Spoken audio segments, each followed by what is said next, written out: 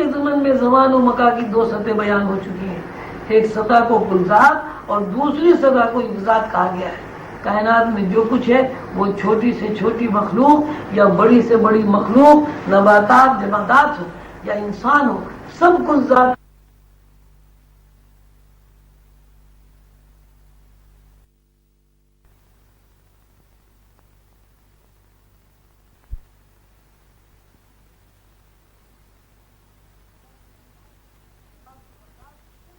جمادات ہو یا انسان ہو، سب کل ذات کے اجزاء ہے.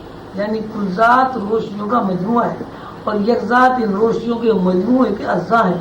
کل ذات جس طرح جس نوع کو تصور منتقل کر دے وہی تصورات اس نوع کے تصورات بن جاتے ہیں. اگر کل ذات سے یک ذات کو تصور منتقل نہ ہو تو یک ذات کی پوری حیثیت باقی نہیں رہی.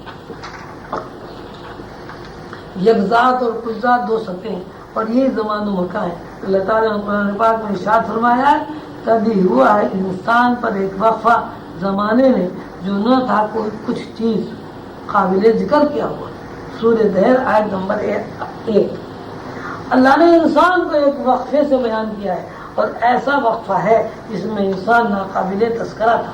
یعنی جس طرح ہم دیکھتے ہیں کہ انسان ہمارے سامنے موجود ہے، عالم ناسوت میں آنے سے پہلے انسان ان خد و خال میں موجود نہیں تھا. خد و خال میں آنے سے پہلے جہاں موجود تھا اسی لازمانیت کہا جاتا ہے. ہم لازمانیت کو ادراک الہیہ بھی کہہ سکتے ہیں. ادراک الہیہ لا تناہیت ہے. وقت کائنات کا وقفہ ہے اور کائنات کو محیط ہے. وقت ازل تا ابد ہے. یہ بات پچھلے اسباق میں وضاحت کے ساتھ بیان ہو چکی ہے کہ ہر چیز کے ساتھ ایک وقفہ ہے. وہ وقفہ کتنا ہی کم ہو، چاہے وہ لمحے کا کروڑواں حصہ ہو، وقفہ ہے. اور یہی وقفہ پوری کائنات کو محیط ہے. ازل تا ابد کیا ہے؟ وقفہ ہے. حضور علیہ السلام نے فرمایا ہے لی مع اللہ وقت، یعنی وقت میں میرا اور اللہ کا ساتھ ہے. یہ وقت وہ وقفہ ہے جو وقفہ سیدنا حضور علیہ السلام کو بحیثیت مخلوق کے خالق سے الگ کرتا ہے. حضور کی شان عرفہ و اعلیٰ ہے. جب ہم خالق اور مخلوق کا تذکرہ کرتے ہیں تو سیدنا حضور علیہ السلام اللہ کی مخلوق ہے. مخلوق اور خالق میں یہ فرق ہے کہ مخلوق خالق نہیں ہو سکتی. یہ وقت ہے، فاصلہ ہے، اسی تعین کو وقت کہا گیا ہے. یہی وقت کائنات کا وقفہ ہے. اللہ نے لازمہ کو امر فرمایا ہے. کائنات کی حدود میں اسی سطح کو حضور پاک صلی اللہ علیہ وسلم نے وقت کا نام دیا ہے. یہی سطح زماں ہے اور افراد کائنات میں اس کو ہین کے لفظ سے تعبیر کیا ہے. ہین کے معنی وقت ہے. یہ سطح خود تو مظاہر نہیں ہے بلکہ مظاہر کی اساس ہے. دوسری جگہ اللہ کا ارشاد ہے، ترجمہ، بنایا آدمی کھنکھناتی مٹی سے جیسے ٹھیکرا. سورہ رحمان آیت نمبر 14. دوسری آیت میں یہ فرمایا کیا نہیں پہنچا انسان پر ایک وقت جو تھا شے بغیر تکرار کیا ہوا. سورہ دہر آیت نمبر 1. تیسری آیت میں اللہ تعالیٰ فرماتے ہیں بنایا تجھ کو مٹی سے پھر بوند سے. سورہ کہف آیت نمبر 37. یعنی بنایا آدمی بوند سے، پلٹتے رہے اس کو، پھر کر دیا سنتا دیکھتا. ان آیات کی روشنی میں جو ہم آدمی کا تذکرہ کرتے ہیں تو آدمی کی حقیقت یہ واضح ہوتی ہے کہ آدمی دراصل خلا ہے.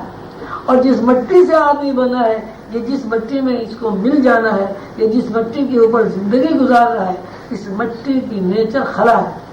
قرآن پاک میں اسی خلا کو ہین کہا گیا ہے. اللہ تعالیٰ فرماتے ہیں ہم نے انسان کو پھر دیکھتا سنتا بنا دیا. یعنی خلا میں حواس پیدا کر. یہ حواس وہ بوند ہے جس کا تذکرہ نطفے کے لفظ سے تعبیر ہے. جب بوند ڈالی گئی اور اس بوند کو الٹ پلٹ کیا گیا تو بوند میں الٹ پلٹ ہونے کی وجہ سے حواس پیدا ہو گئے. جب تک خلا میں بوند نہیں پڑی، جب تک بوند کو الٹ پلٹ نہیں کیا گیا، حواس تخلیق نہیں ہوئی. یہ بوند وہ بوند ہے جسے سائنسداں جین کے نام سے پہچانتے ہیں. موجودہ سائنس نے اتنی ترقی کر لی ہے کہ اس نے بوند میں جین کو تلاش کر لیا ہے. موجودہ سائنسی تحقیقات کے نتیجے میں یہ معلومات حاصل ہوتی ہیں کہ ہر جین کے اندر پورے خط و خال موجود ہے. نہ صرف خط و خال موجود ہے بلکہ نظر نہ آنے والے جرثومے میں جو ظاہر آنکھ سے کسی طرح نظر نہیں آ سکتے، بالوں کا رنگ، پتلیوں کا رنگ قد و قامت موجود ہے. اب اس طرح کہہ سکتے ہیں کہ اللہ نے خلا میں جین پیدا کر دیا اور جین دوسرے جین سے مل کر آپس میں رد و بدل ہوتے رہے تو ان میں اضافہ ہوتا رہا. 1 سے 2, 2 سے 4, 4 سے 16, 16 سے 32, 32 سے 64, اسی طرح جین ضرب ہوتے رہے. جین کی یا نطفے کی یا بوند کی یہی ضرب حواس ہے. لیکن یہ جین یا بوند جس سطح پر نشو نما پا رہی ہے وہ خلا ہے. یہی وہ خلا ہے جسے زمان غیر مسلسل کہا جاتا ہے. جہاں بوند ڈالی گئی یا جس خلا میں بوند ڈالی گئی وہ زمان مسلسل ہے.